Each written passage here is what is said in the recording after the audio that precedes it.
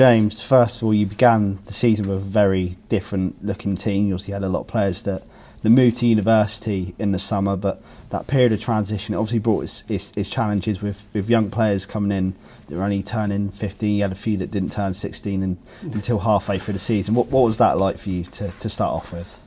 It was challenging. I think we sat down and when we looked at it, we said we knew the first part of the season was going to be a bit of a sort of growth phase and putting it all together. We knew it was going to be really difficult. I don't think we really thought it'd be as difficult as it turned out to be, and trying to keep everybody positive and happy. We had all sorts of things going on. We had players not old enough. We had players waiting for international clearance. We had injuries to players that had just signed that then were out for 3 months. So we kind of had everything really. But yeah, it was. We'll come on to it in a bit, I know. But the way we felt the season might play out is kind of a little bit how it has done. So it was a necessary evil. I think, as Carl keeps saying, it was a character building. Given that you had so many new players come in, you obviously had the 2 new coaching staff as well. Do you feel like that impacted the start a little bit, trying to just be comfortable and just settle in after having such a sort of, you're quite comfortable with the players you've already got, and then suddenly everything sort of changes? Yeah, I think so. I think you've got the players you've got to get used to, and they've got to understand you, but also you've got coaching, trying to find where everybody sits in the group and what everybody's strengths and weaknesses are from the coaching point of view, and how you're going to work and how the mechanics kind of are going to play out. And I think for the main part, we got it pretty right in the first part of the season. It was the difficult part was just getting players out on the pitch on a Sunday and consistent numbers in training to enable us to start building game ideas. But a really big change around full stop, players and coaches, is always going to take time to bed that in and get it how you want it. And I think we've seen the fruits of how that's gone of late. So you struggled a little bit in the first phase, but once we got to in and around Christmas, things just started to click a little bit. So we had that Hampshire Cup game against Southampton on the 21s. It maybe wasn't the result that the girls wanted, but they really looked up for it that day. Maybe just the fitness overran them a little bit, but they really gave them a good game, didn't they? Yeah, I'd say, in the first half of the season, or the first part of the season, I think the very first game of the season we lost 6-0 at home to Swindon, and that was our biggest defeat of that phase. And as we went through, we had bad days and less bad days, but the scorelines got smaller. And then we got to the other side of Christmas, and we had the Southampton game against Saints PGA, which we knew it was an incredibly tough fixture for our girls to take on. And no, the result wouldn't have been the result we'd have wanted, but in a weird way, the girls showed something on that game that was a platform for us to build on after that. They showed their desire, they showed their drive. It was the first game they showed what we would call the Moneyfields DNA that we've talked to them about from day one. And it's the first time that really came out. And everybody in the club was buzzing about them and for them. Nobody was worried about the result. And I think that's how it should be. They showed something, and that gave us a platform to then go on and build. And I think we got our first win, I'm pretty sure it was the following week, in the league, or certainly maybe the next game after that. But and we just built from that game onwards. So yeah, in a weird way, that defeat was what kind of actually gave the girls belief they could do it. And equally, we played the first team in the PDFA Cup here. And again, I think we just got our first win, and then our next game was against our own first team. And you sort of think, will the footballing gods give me a break? Because it's like, but again, the girls went out. We had a game plan, and I think on another night, if the referee makes a different decision on certain things, I don't think you get a different outcome maybe, but you get a very different game. But again, we had the same fixture last year, and this year was a much closer affair in terms of the effort and the commitment our girls gave.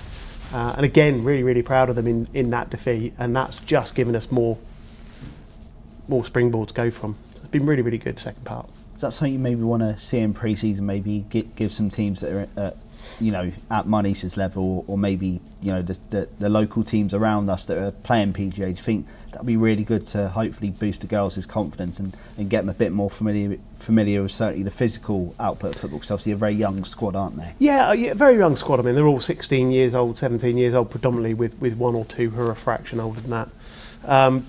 But yeah, I think we always want to test ourselves against better sides, and if we can go into a pre-season with more of a team than we went into this one, you're building on something we've already got. Whereas, I'd say last pre-season we were kind of in that transitional phase. So, yeah, I think if we were going to pre-season this year, we'd like to be looking to play teams of higher standing so that we can really pitch the girls and get them set off on the right foot.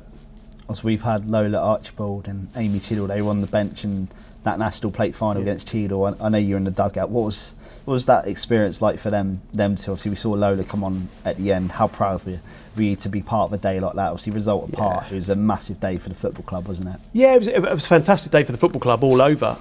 It was brilliantly organised, brilliantly supported by the football club. The day itself was well organised by the National League, and the venue was great. It was a long day. I know you were on it as well, so it was a very long day for everybody involved, but not the result we wanted, but a great day. Certainly a lot of pride to sit and see two of our players in that squad, in and around. And to be honest, I think, when you're talking about reserve football, development football, there's two metrics that I look at as to what success. One is the development side of it. Do we get players in and around the first team? And the other is, we want to win games of football while we're doing it. I think, without doubt, this has been a very successful season for us on the development front. We've had not only the two girls, Lola and Amy, who have made their Fitz competitive debuts in the first team this year, but we've had other players now regularly training with the first team. We had the game away at Spurs where we had 6 of our team go up and make up virtually 50% of the squad and didn't look out of place. And I think all those things have done loads of good work for the reserve side and how they're viewed. And now we're getting the results on the pitch as well. So as a group they're doing well, as an individuals they're doing well. So, ultimately I think we'll look back on this season as challenging but ultimately successful in what we're here for.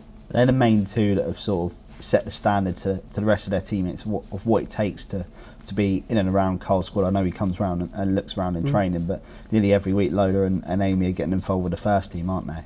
Yeah, and we've got Riley up there now as well, just starting in with the training as well. And I think the key is it does show what it takes to get that recognition. Is ability is one thing, but it's how you apply yourself and how you work, the commitment you put in, and having no fear as well, because you've got to have no fear when you step into that first team environment and believe you belong there. And to be fair, they've done really well in the sessions and got themselves on the pitch when needed. So yeah, I couldn't be prouder of their achievements. And talking about present day, a 3-1 victory for you last weekend at the JJ against Rugby Borough. You're at home to top of the league, giving you a 1-0 down at half time, and then you talked to me earlier about how you just second half something just clicked and you showed that ruthlessness. You must have been really proud of the character that was shown by the group to go and get that win in the end. Yeah, and I think the character has been a real difficult one, because when you start the season the way we started it, it's really difficult to get people to believe in themselves and believe in what you're telling them and what you're asking them to do. I think post-Christmas, where we've had the group together and they've got victories, and we've more than once come from behind or come from a position where we're not quite doing stuff and then turned it around in the second half and really put our feet on the throats of the opposition. And the girls really now they've stopped thinking when they go 1-0 down they're going to lose 3 or 4, and now they go, we're 1-0 down, well, we're going to win this 3-1. And that's the desire and attitude we're always looking for players at Moneyfields, is that never say die, you never know when you're beaten. And Sunday was a real key one, because we know there's an opportunity or potential we could ultimately win the league, which from where we've been to where we are, to be in the conversation itself is an amazing achievement. And I really wanted the girls to make sure they stayed in that conversation. And the first half, it was a little bit standoffish. Maybe the sort of seeming pressure got to them, but after half time, within 50 seconds, they were level and we never looked back. It was like someone had taken a pin to rugby and just deflated, because the game swung completely, and all of a sudden we went from being second to everything to being first to everything by quite some distance. And that was what I was really proud of. It's not the result, it was the way they came back. And obviously that result leaves you top of the reserves Southern Championship by 2 points. Obviously Cheltenham will play Queen's Park Rangers on the final day next weekend, which is when Moneys will play. The first team will play Swindon. That's going to be a massive day for the club? Are you going to be distracted by that? Are you going to be I'm going to have people hopefully watching that game that maybe can keep me updated, because obviously take nothing away from what is a massive day for the football club next Sunday against Swindon. All eyes will be on that. And obviously, we hope that the first team, we can do what we need to do and get it over the line. But it'd be a fantastic day for the club if we can do that. And the icing on the cake would be as if QPR could do us a little favour, and we can then take the Southern Championship as well, just to make it a double win for the club. But the focus is on the first team. But it'd be great to have both. Just finally, how do you reflect on a very positive second phase of the season after a very challenging first, and where does it take you and your group of players, if they are here next season, into the 26-27 campaign? Yeah, it's so difficult. I mean, how I reflect on it is, it's a complete season of two halves, as we've spoken about. Personally, I think I've learned an awful lot about myself and about what I can do and what we can do as a group, what the players are capable of, not just physically capable of, but mentally capable of. I feel it's been a big challenge. But I think there's an excitement there of what the group could do if we can keep it all together. Like, there's going to be changes in the summer, there always are, and there's going to be challenges with the league and things like that. But I don't think there's any reason why this group couldn't push on for another year and actually see more success and more players making their way into that first team setup, because with success on the pitch breeds success in the training and so on and so forth, and you get players who get used to winning, and that's what Carl wants, is winners in his team, and we want to be providing those for him. Cheers for your time, James, and hopefully next time I see you, your team's won the league. Hopefully, fingers crossed. Cheers, James. Cheers.